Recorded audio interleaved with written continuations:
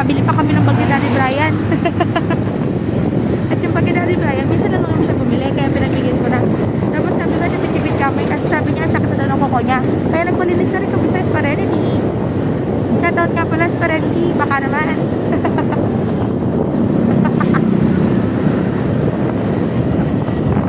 Tapos kumain kami ngayon sa Jollibee bago kami mag-Sparenity kasi nagugutom na nga for the person, mga mamchi. Kaya kumain kami ngayon sa Jollibee, bida ang saya. Pero si Elisha lang ang hindi masaya pag pinupunta sa Jollibee. Dahil lagi niya sinasabi, pag pinapipili mo siya, lagi niya sinasabi, McDo o Jollibee, lagi niya sabihin, McDo, second choice na talaga sa Jollibee, sana second choice.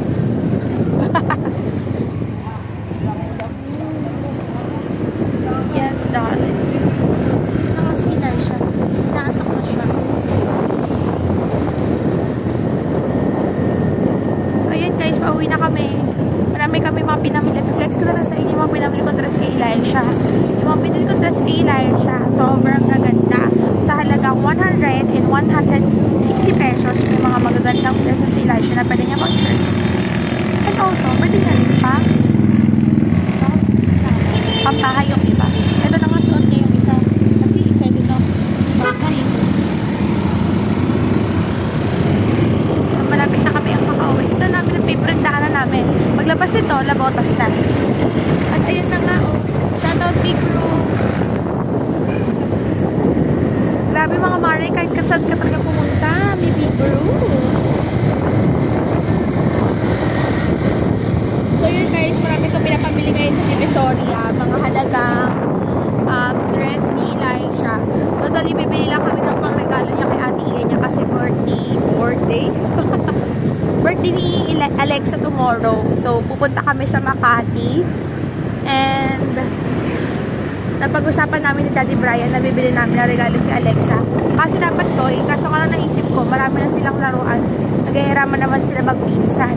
Ay, naisip ko, dress na lang yung ipamigay sa aking mahal na pamangkin. At ayun na nga, pagkabili namin ng dress, si Daddy Brian, nakakita ng pangmalakasang bag. So sabi niya, minsan na naman daw siya bumili. Kaya, binili na namin ang kanyang bag na halagang 1,000 pesos na Calvin Klein. So parang konti-konti na lang original na mga mamshi. So, iyak na naman yung bulsa ni Daddy Brian. Hinayaan ko lang siya gumastos, kanya naman pera. Tsaka marami namang ginawa achievement si Daddy Brian for this one. Sobrang dami niyang mga nabayaran, sobrang dami niyang mabayaran, makautang-utangan naman. At syempre, shoutout sa aming big group, Pag-asa, Ubando, and Paluwas. Sobrang po nakakatuwa dahil sa suporta, kahit na maraming tumatabi sa amin ng mga milk tea shop. Gaya ng mga matamis na daddy. Shout out. Char! So yan guys, pauwi na kami. Nakita nyo naman. Paliwat kanan ang checkpoint. So kinakabahan na si Daddy Brian. Titigan natin kung nag-start ako mag-vlog pag-alis namin ng Bungko. So, nakaka 4 minutes na ako at malapit na kami. Nandito na kami sa... Ano ba to? Nabotas pa dito, diba? Nabotas papasok ng Malabog. Makati na. And syempre, si Eli, first time yan tinulog sa biyahe. Lagi yung tulog pag sa biyahe kami.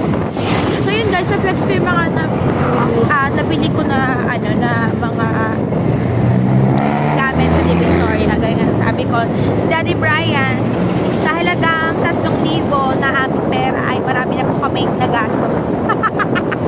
Marami na kami nabili, mga mamsi. Marami na kami mga nabudol kami ngayon. Kay, mali na naman everyday ang for the person. Sa tomorrow, baka maling kami. Ay, hindi pala, may handaan pala tomorrow. So, makakalibre kami ng kainan. At meron pa yun hanggang hapunan.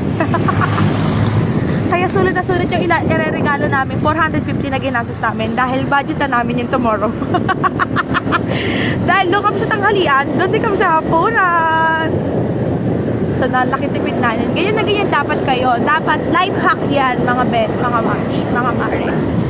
Life hack po yan. Yan po ang aming life hacks ni Daddy Brian. Na di baling mag-invest ka ng regalo. Basta marami kang pa-Sharon Cuneta.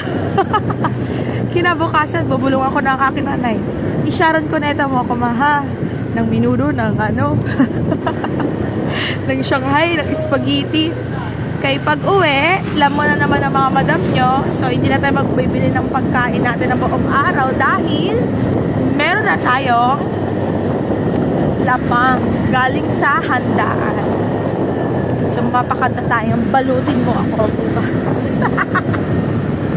So, ayun na nga, nakabili na rin ako sa halagang 3,500 na nagastos namin. Kaya si Daddy Brian, bumili siya ng Calvin Klein na bag.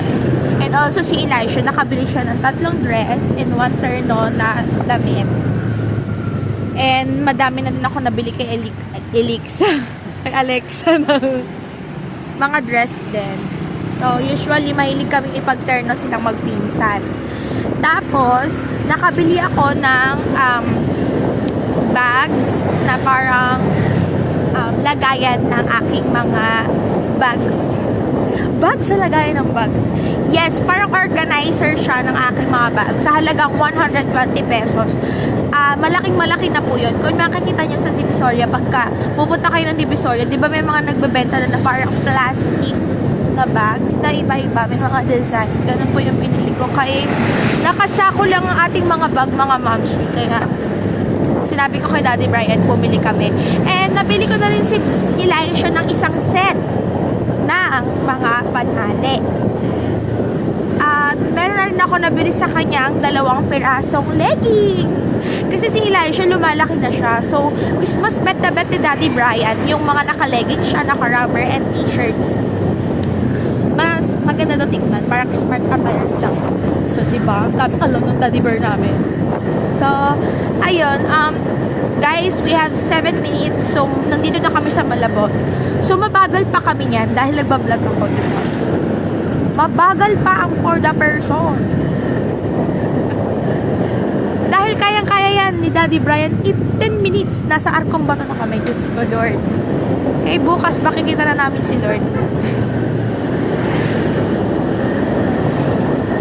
So, ayun guys, nag-enjoy naman ako sa ginawa naming pag-unwind moment. Sabihin natin na ito na yung mga unwind moment namin. Grabe, dahil sunod-sunod itong month na to dahil pagkatapos namin mag-Sky Ranch, ayan, nag-shopping naman si Daddy Brian at si Ilan, diba? And super happy naman ako dahil, oh my God, papasok na kami sa Encantadia.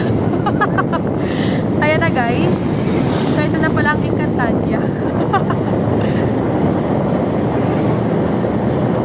Oh, diba? Ayan. At nakapagpalinis na rin pala kami ni Daddy Brian. So ako, hindi ako masyadong nagpalinis ng kamay. So parang nagpa-tip lang ako.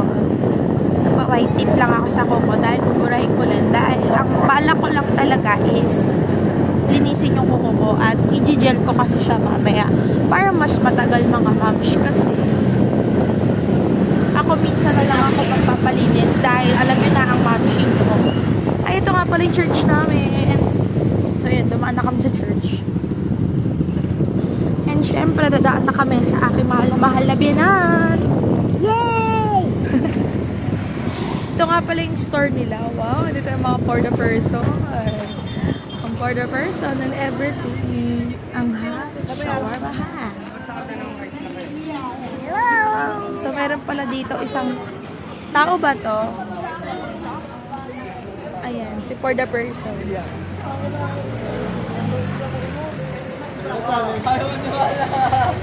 At ang poging-pogi daw na staff ng shawarma hacks. Alo! Ayan. Wala na pong basura, sarado na. Natapon na Talaga po. ba? Talaga ba? Ayun po yung nangongolekta ng basura sa church namin. Burger daw tayo bukas.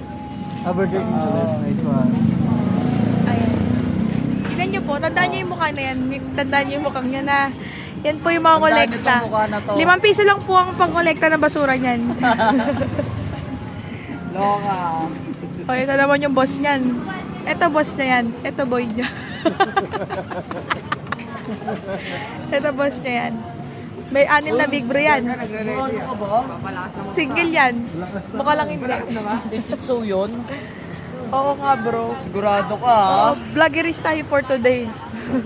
Kumusta ka no? Tara na di, uwi na tayo. Ba't dahil madami pa. Madami pa. Dito na Ay, kami. ingat tayo, Bye-bye. Bye-bye, King. Ang pogi, oh. So, dumaan lang kami dahil wala yung biyanan ko. Uwi na kami kasi nga, anong oras na mga dahil maaga pa kami bukas. Bye.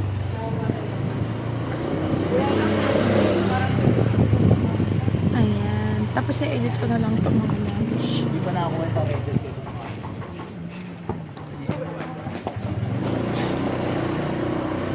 At ito na nga, again and again, kukwentuhan tayo mga madam.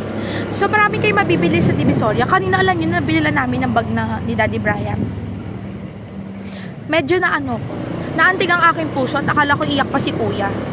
Dahil, pero as a online seller and also as a businesswoman, 'di ba? Hindi ko titignan yung mga competitor ko as a competitor. Dapat isa rin tayo to inspire them. Para naman, 'di ba? Sabay-sabay tayong umunlad para sa ikagaganda ng Pilipinas. Dapat mayroon din tayo as a business woman and man, mayroon din tayong concern sa ating mga kapwa business. Kasi gaya nga nasabi ni Kuya kanina, shoutout kay Kuya na nabila namin ng bag kanina sa 168. Sobrang tumal nga daw nila dahil nga yung iba, dahil sa 2 years ba naman na i-quarantine ka nasanay na sa bahay. So, bibihira na silang lumabas. So, nag-open po yung market. Medyo talagang nahirapan sila ring makabalik. Dahil nga, marami na silang kalaban. Marami silang mga competitor sa online. Like me! Pero ang gaganda ng mga bags ni Kuya. Yung mga titinda po nila is mga top grade, replica, mirror copy ng mga bags. So, as you can see, hindi ko lang siya na-vlog mga mamshi. Pero ang gaganda po ng mga bag na binibenta nila. So, ayun, sabi niya sa akin kanina kung interesado daw ako na mag-live sa kanila. Dahil nga daw sila ay mahihiyaing person. At siguro nakita ni Kuya yun na makapal talaga ang mukha. Nakita niya nagkapal ang mukha ko kanina. Sabi niya, ma'am, baka interesado ka. Sabi niya gano'n. Bukod sa mapapasahurin pa daw nila ako, nasa akin na yun kung dadagdagan ko pa yung bag na ibinibenta nila. Diba? So, ako, syempre, si Daddy Brian, tanungin muna natin siya. Kaya ako nga, may sarili na rin negosyo. So, ayun mga guys, nag-sale din pala ako ng eyelash ko for this month. At napag-usapan namin ni Daddy Brian na hindi lang na siya this month. So, i-announce ko yan sa aking FB page.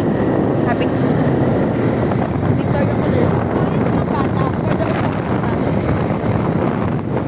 Ayan, na permanently 99 pesos na lang ang eyelash natin mga bandiers. So, ayan, what are you waiting for? Mag-book na kayo mga bebe girl. Dahil abot kaya yung mga piling mata, sabay-sabay tayo magkaroon ng gagamba sa November. So, ayan lang guys. Malapit na kami umuwi. Nandito na kami sa Tatawin. Medyo pagod. Pero after nyan, hindi pa tayo pwede magpahinga dahil nga mag-arrange pa tayo ng mga damit at mga susuotin tomorrow. And also, aayusin ko pa yung bag ko. Syempre, binili kong isang bag din. Also, si Daddy Brian pala kanina, nakakakonsume siya. Dahil para kaming tanga, nag-aanap siya ng kalendaryo ng year of 2022. At haler, end of year na, saka lang siya bibili ng kalendaryo ng year of 2022. Kaya ang lahat na naka-display 2023, sige tanong siya na meron ba kayong kalendaryo na year of 2022? Kung hindi lang kami talaga nananampal si Kuya na nung kaya tinde. Kaya sinampal na kami at sabing, sir, magkalendaryo na lang kayo sa cellphone nyo. Paulit-ulit siya sa tanong niya. Meron ba kayong Year of 2022, mga ma-dear? Sobrang sila, diba? Ewan ko ba kung nandiyo-joke siya. Ayan, malapit na. So, grabe, 15 minutes lang ang binahin namin. Where are we going? Tut. Saan tayo punta? Di! Saan ka punta? Ha?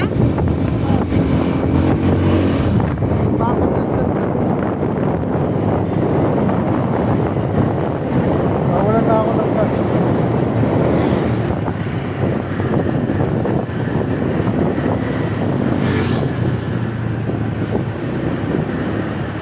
Bye-bye guys! See you on our next live! So, magpapagas na kami mga mami.